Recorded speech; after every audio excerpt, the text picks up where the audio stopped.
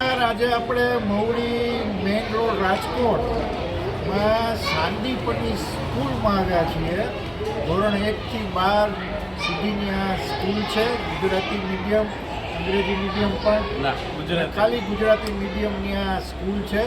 અને લગભગ કેટલા બાળકો છે આપણે ત્યાં? 450 બાળકો અહીંયા શિક્ષણ લે છે. તમને એમ થશે કે આ શાંતિપની સ્કૂલની જાહેરાત છે, તો એવું નથી. આ શાળાની વાત એટલે કરવી છે. આ શાળાના સંચાલક મારી સાથે છે, ઉર્વેશભાઈ પટેલ.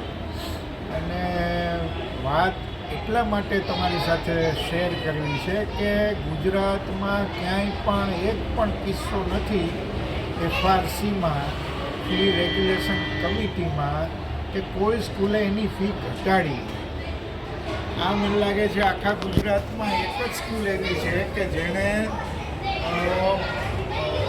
જુદા જુદા ધોરણમાં ફીમાં કેટલો ઘટાડો કર્યો છે.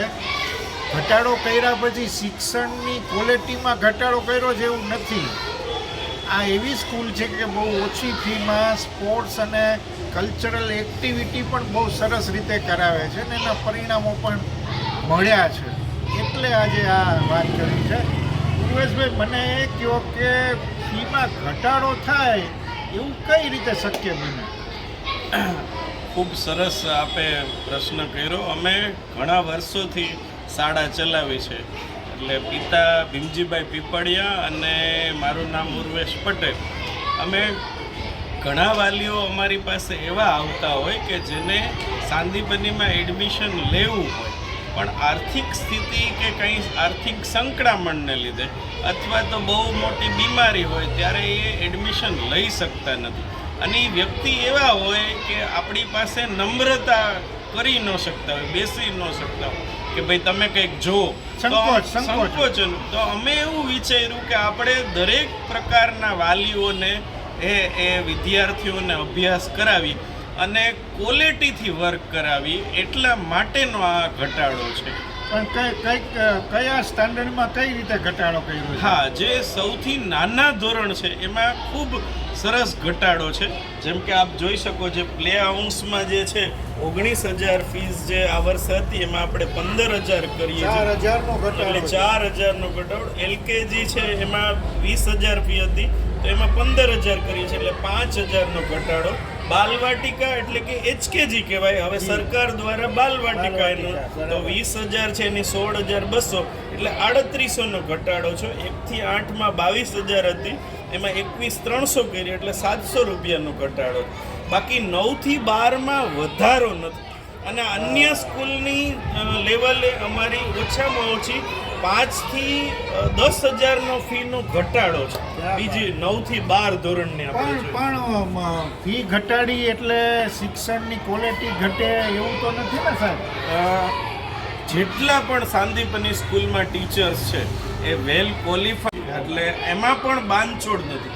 જેટલા પણ સ્પોર્ટ્સ ટીચર છે, કલ્ચર ટીચર છે, સ્પોર્ટ ટીચર હોય તો એ નેશનલ રમેલા હોય અને એ સતત એનું માર્ગદર્શન, કોચિંગ પરફેક્ટ હોય એવું પર્સનલ કોચિંગ આપીએ છીએ. એવી જ રીતના ડ્રોઈંગ છે, ડાન્સ છે, આર્ટ એન્ડ ક્રાફ્ટ છે અને મ્યુઝિક છે. એટલે સ્પોર્ટ્સ અને કલ્ચરલ એક્ટિવિટી પણ બરાબર ચાલે. બરાબર, એ સ્પેશિયલ કોચ છે.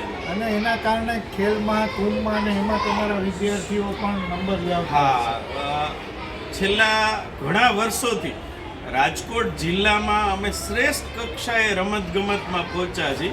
અને 2 વર્ષ પહેલાં રાજકોટ જિલ્લામાં આ શાળાનો 3જો નંબર આવ્યો છે.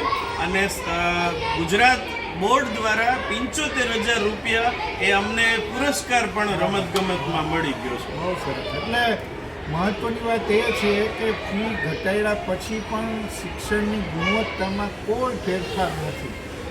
એટલે આ હું ફરીવાર તમને કહું છું કે આ શાંતિપની સ્કૂલની જાહેરાત નથી, પણ ઉર્વેશ સર અને એમના પિતાશ્રી પીપળિયાજીની જે શિક્ષણ પ્રત્યેની સમર્પિતતા છે કે આપણે ઓછી આવક છે એવા વાલીઓ, પરિવારોના બાળકો સારી રીતે શિક્ષિત થાય એ એમનું ધ્યેય છે. અને એના કારણે એમણે ફીનો ઘટાડો કર્યો છે. રાજકોટમાં ઘણી બધી શાળાઓ છે અને વ્યવસાયથી માંડી વેપાર સુધીની આપણે વાતો સાંભળતા હોઈએ છીએ, એમાં સાંદીપની સ્કૂલ જરા અલગ પડે છે.